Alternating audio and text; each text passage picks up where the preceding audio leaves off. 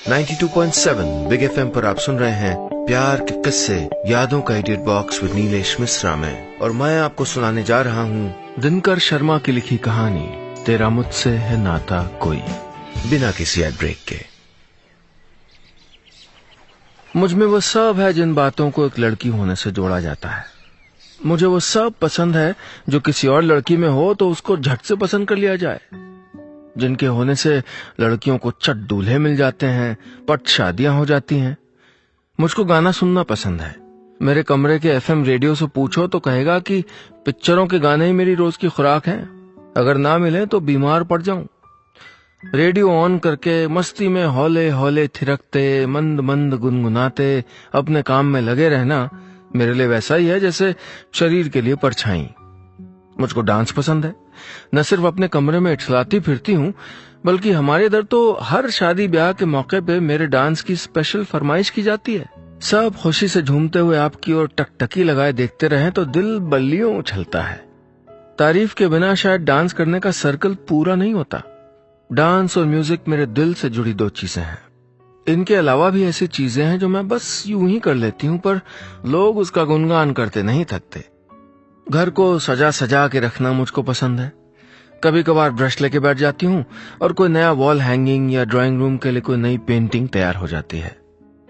इसके अलावा जौनपुर वाली अम्मा आई तो उनको हर रोज तेल मालिश, या किसी के यहाँ कुछ फंक्शन हुआ तो डेकोरेशन का काम संभाल लिया।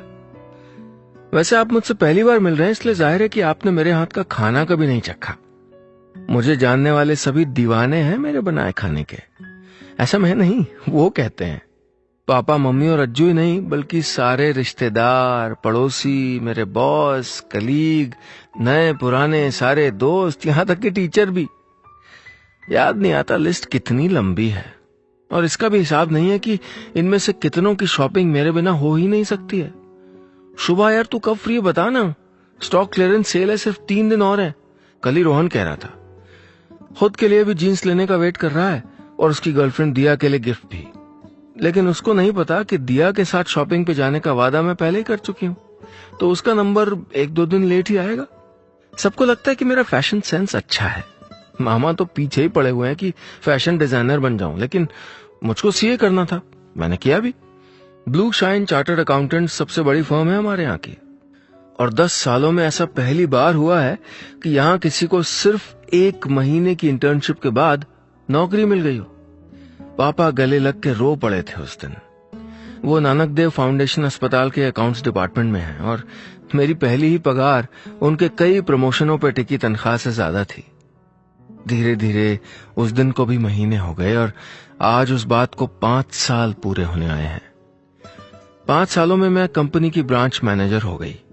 पहले खुद के लिए स्कूटी ली, फिर पापा के लिए कार। 2 महीने पहले अज्जू की इंजीनियरिंग भी हो गई। 8 लाख का पैकेज ऑफर हुआ है बेंगलोर में। अपनी गर्लफ्रेंड से शादी करने का फैसला भी कर लिया है उसने। शिवानी बहुत अच्छी लड़की है, हमको पसंद है। जिस दिन उन दोनों की शादी होगी मेरे लिए बहुत खुशी का दिन होगा। संगीत में तो मैं बहुत धूम मचाने वाली हूँ। यही सब सोचते सोचते ये भी ख्याल आ जाता है कि जब शादी में सारे लोग इकट्ठा होंगे तो फिर वही बात आ जाएगी, मेरी शादी कब होगी। पापा को फिर कोसा जाएगा। आखिर 30 बरस की लड़की को कौन घर में बिठा के रखता है। आप सुन रहे हैं प्यार के किस्से यादों का edit box with Nilesh Mishra में, सिर्फ 92.7 बिग एफएम पर। दोस्तों, आज की कहानी में अब तक आपने सुना कि शुभा उमंगों से भरी जिंदा दिल लड़की है, लेकिन 30 बरस पार करने के बाद भी उसकी शादी नहीं हुई है। और जब भी सारा खानदान एक साथ इकट्ठा होता है ये बात आ ही जाती है। अब आगे। मेरी शादी अब तक क्यों नहीं हुई? रिश्तेदारों को यह सवाल जमाने भर की 1000 दिक्कतों से ज्यादा परेशान करता है। लेकिन मेरे दोस्त, जिनमें से कुछ तो गोद में बच्चे खिलाने लगे हैं, कहते हैं जब तेरी खुद की फर्म होगी ना, लाइन लग जाएगी लड़कों की। अब तक लड़कों की लाइन तो नहीं लगी, लेकिन मैंने कई बार परेड की है अनजान लड़कों के सामने। मेरी तारीफों के पुल सुन के रिश्ते तो कई आए हैं, लेकिन फिर उल्टे पांव भी लौट गए हैं। एक दिन पापा ने खुद ही सिलसिला बंद कर दिया। बोले, मुझे अपनी बेटी की नुमाइश नहीं लगानी। उसके बाद दिन यूं बीतते गए जैसे कहीं जाने की जल्दी में हूं। अगर कहूं कि दिखने में मैं एक साधारण लड़की हूं तो आपसे झूठ बोलने से ज्यादा ये खुद को दिलासा देने वाली बात होगी। मैं साधारण होती तो लकी होती, लेकिन मैं वैसी नहीं हूं। कोई मुझको पलट के देखता है तो उसकी आंखों में शौक की फीलिंग होती है या फिर दया का भाव। ऋतु मेरी सबसे अच्छी दोस्त है। 11वीं की बात है, किसी बात पे उसका गुस्सा उफन आया तो मुझ पे चिल्ला उठी थी, तेरे घर में शीशे भी डरते हैं तुझसे। फिर काफी देर तक मेरा हाथ पकड़ के रोई भी थी। मुझे अपनी जिंदगी के एक एक मिनट से प्यार है, लेकिन कभी कभी कोई पल ऐसा भी आता है कि मुझको अपनी इस जान से प्यारी जिंदगी को किसी और के जिस्म के भीतर देखने का मन होता है। अक्सर इस तरह के ख्यालों में खो जाती हूं, इन दिनों तो कुछ ज्यादा ही। और फिर अपनी इसी उधेड़-बुन में रमने के लिए इस कॉफी हाउस में आ बैठती हूं, अकेले, इसी कॉर्नर वाली टेबल पर। ऑफिस से घर जाते वक्त यहां रुक के खुद के साथ टाइम बिताना अच्छा लगने लगा है। मुझे प्यार कभी नहीं हुआ। एक तरफा प्यार को प्यार नहीं कहूंगी। मेरे लिए प्यार वो है जब दो इंसान एक दूसरे को एक ही तरह पसंद करने लगे, जो किसी एक दिल में ना हो बल्कि दो दिलों से होता हुआ हवा में महक बन के फैल जाए। ऐसी खुशकिस्मती मुझको कभी नसीब नहीं हुई। संजीव मुझको अच्छा लगने लगा था। एक दिन पता चला कि वो और ऋतु एक दूसरे को चाहते हैं। इस कदर प्यार में थे दोनों कि जब भी उनको साथ देखती मेरी खुद की धड़कनें नहीं संभलती। उनको इतना खुश देख के मेरे सारे दुख कहीं छुप जाते। इन्हीं पास वाली दो कुर्सियों पे पहली बार डेट पे आए थे वो। ऋतु मिन्नतें करके मुझको भी साथ ले आई थी। फिर हम तीनों यहां रेगुलर हो गए थे। हंसी मुस्कुराहटों, कॉफी की चुस्कियों के बीच कब उनकी शादी हो गई पता ही नहीं चला।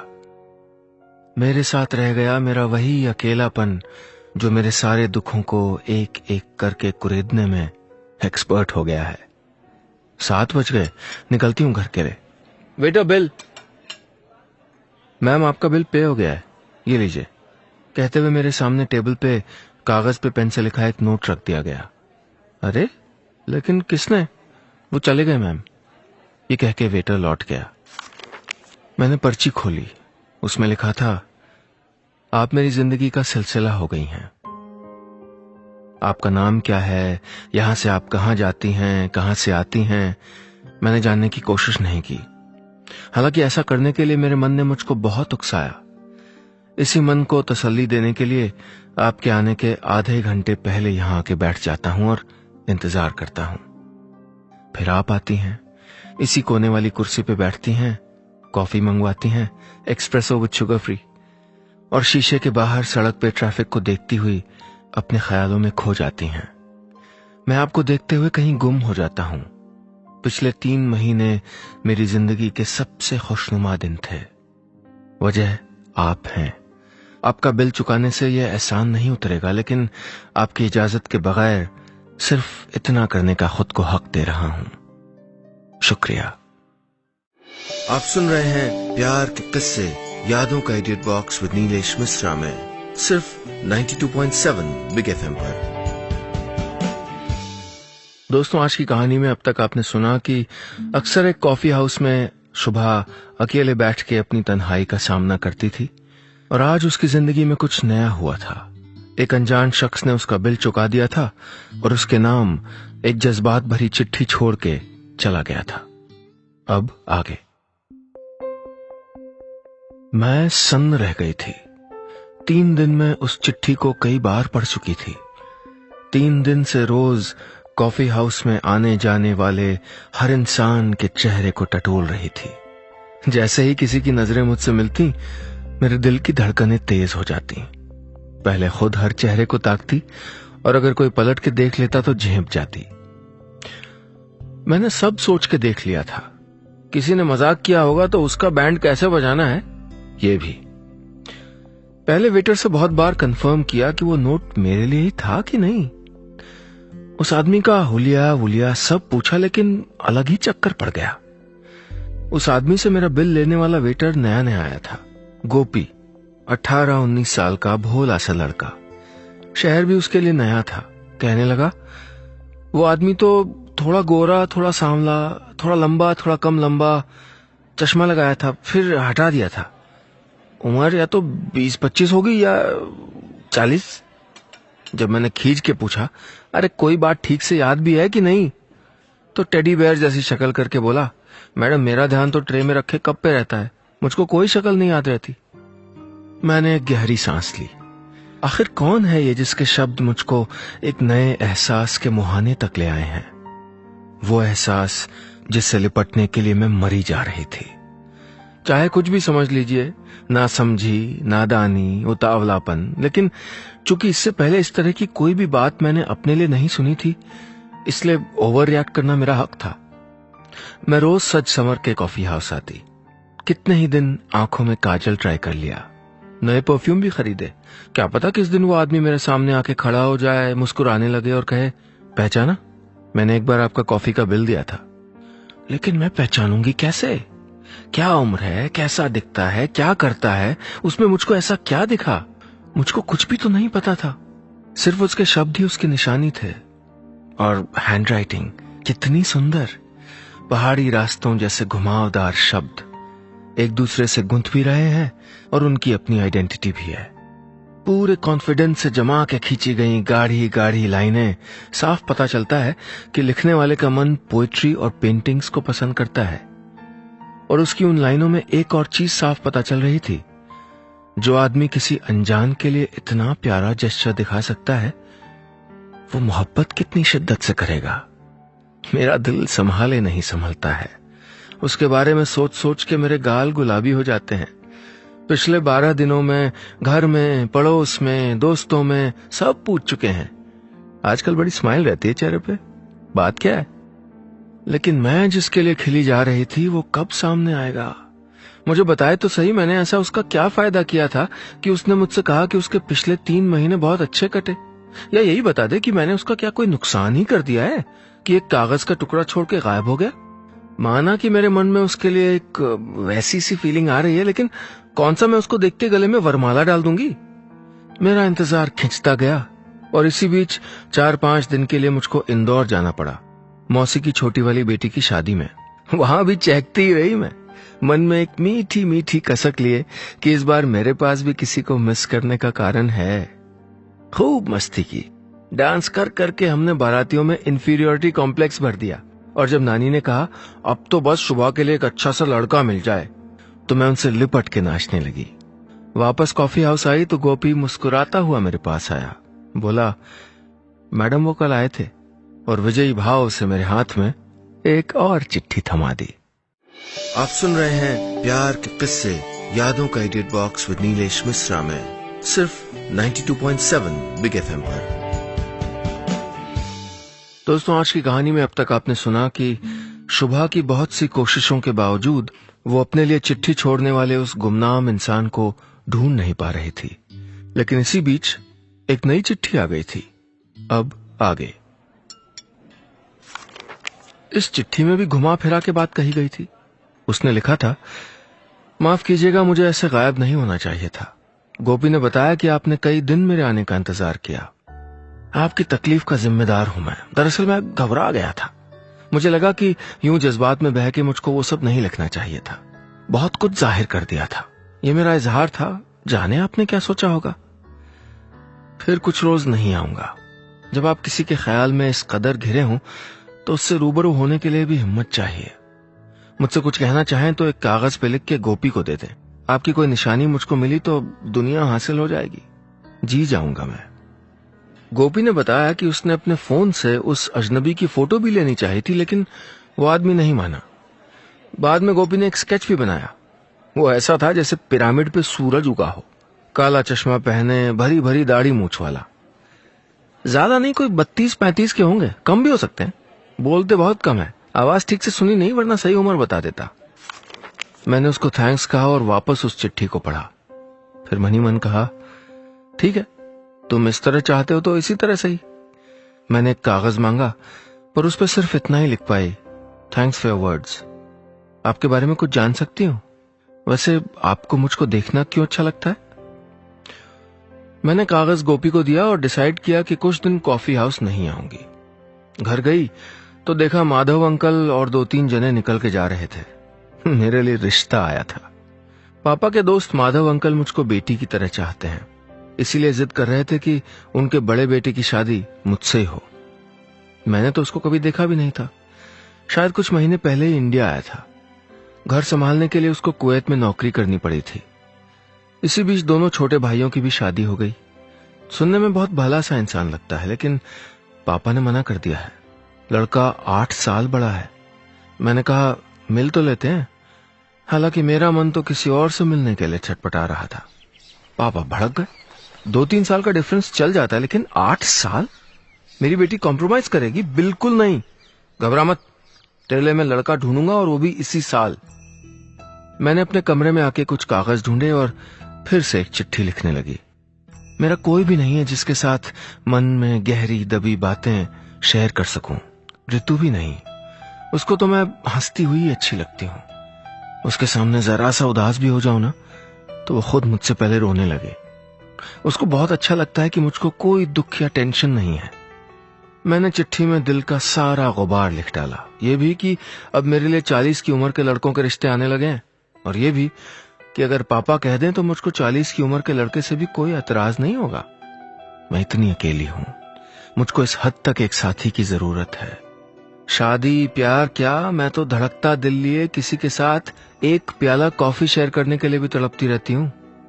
4 पन्ने आगे पीछे से पूरे भर गए। कॉफी हाउस जाने से पहले मैंने 3-4 दिन इंतजार किया। गई तो देखा मेरी पुरानी चिट्ठी अब भी मैनेजर के डेस्क में पड़ी थी। उसको लेने कोई नहीं आया था। मैंने पुरानी के बदले नई चिट्ठी रखवाई। गोपी के पास मेरा नंबर था। अगले दिन लंच में उसका फोन आया। मैम, वो आए थे। ऑफिस का बाकी दिन घड़ी की शक्ल देख देख के कटा। शाम को कॉफी हाउस गई और पाया कि इस बार कागज 3 बार फोल्ड किया हुआ था। अंदर लिखा था, मैं तुमसे बहुत बहुत प्यार करता हूं। आप सुन रहे हैं प्यार के किस्से, यादों का edit box with Nilesh Mishra में, सिर्फ 92.7 बिग एफएम पर। दोस्तों, आज की कहानी में आपने सुना कि अकेलेपन से जूझती शुभा अपने आप को रोक नहीं पाई और उसने कॉफी हाउस में आके उसको खत लिखने वाले अजनबी को चिट्ठी के जवाब में अपने दिल का सारा हाल लिख डाला। बदले में उस शख्स ने लिखा कि उसको शुभा से मोहब्बत है। अब आगे। मैंने उस कागज को अपनी मुट्ठी में भींचा और घर आ गई। बंद कमरे में तोड़े मुड़े कागज पे लिखी लाइन को पढ़ के मुस्कुराना रुक ही नहीं रहा था। फिर न जाने क्यों आंखें झरने लगी। मुंह धोया, दोबारा कॉफी हाउस पहुंच गई। मैं मैनेजर पे चिल्ला उठी, कौन मजाक कर रहा है मुझसे? मेरा कोई दोस्त है या तुम में से कोई है? मुझे नाम चाहिए। मैनेजर ने मुझसे बहुत शांति से बात की, मानो वो मेरी दुखती रग को जानता हो। उसने मेरे लिए नए सीसीटीवी की फुटेज देखने का बंदोबस्त किया। कैमरा उस टेबल से थोड़ा एंगल पे था, कुछ भी साफ साफ नहीं दिख रहा था, लेकिन यह पक्का था कि ये कॉफी हाउस का कोई आदमी या मेरा कोई जानकार नहीं है। हफ्ता भर हो गया, इस आदमी ने मेरे भीतर आग लगा दी है और अब कहीं छिपा बैठा है। मुझको इतनी सारी बातें पूछनी है और वो सामने भी नहीं आता। चाहता क्या है वो? क्यों झूठ बोल रहा है? क्यों दिल दुखा रहा है मेरा? अपनी चिट्ठी में मैंने अपना email ID, Facebook account, home address, phone number सब कुछ दिया था, लेकिन सब बेकार। मैंने कॉफी हाउस जाना छोड़ दिया। अकेलेपन के साथ इंतजार करने की सजा मेरी बर्दाश्त की ताकत के बाहर है। एक बार ऋतु और संजीव आए तो उनका मन रखने के लिए चली गई। वो दोनों पुरानी जगह आके बहुत खुश हुए और मुझको डर था कि कहीं अभी वो सामने आ गया तो। प्लीज आज मत आना, आज मैंने बाल भी नहीं ठीक से बनाए हैं। वो नहीं आया। 2 दिन बाद घर पे एक चिट्ठी आई। लिफाफे पे वही लिखावट। अंदर 4 पन्ने करीने से स्टेपल किए हुए हैं। सफाई से मार्जिन छोड़ के पन्नों के एक ही तरफ ये लिखा है, तुम्हारा खत पढ़ के बहुत रोया था मैं। मेरी रोशनी पे गम के इतने छींटे होंगे कभी नहीं सोचा था। मेरे पिछले खत का वो जुमला सच है। मैं तुमसे बेइंतहा मोहब्बत करता हूं। जिंदगी के बाकी रोज भी करता रहूंगा। नाम नहीं बताऊंगा, न ही तुम्हारा जानता हूं। प्यार को इसकी दरकार भी नहीं। मेरी हर अजीज गजल तुम्हारे कई नामों में से एक है। तुम्हारे पिछले खत को पढ़ के और ज्यादा मोहब्बत हो गई है तुमसे। गजल में दर्द हो तो और दिलकश हो जाती है। मुझको सरफिरा मत समझो। ये सारा वाकया मेरे साथ पिछले 4 महीनों में हुआ है। वो कॉफी हाउस गवाह है, वहां जहां मैंने तुमको देखा और इश्क में घुलता गया। मैं तुम्हारे बारे में इसलिए नहीं जानना चाहता क्योंकि मेरे दिमाग ने बहुत से बुर्ज बना के तुमको पहले ही उनमें बिठा रखा है। मेरे जहन ने तुम्हारे अतीत, घर परिवार, पसंद नापसंद, आदतों, जैसे तुमसे जुड़ी हर चीज के बारे में तसल्ली से सोच सोच के ये किले खड़े किए हैं।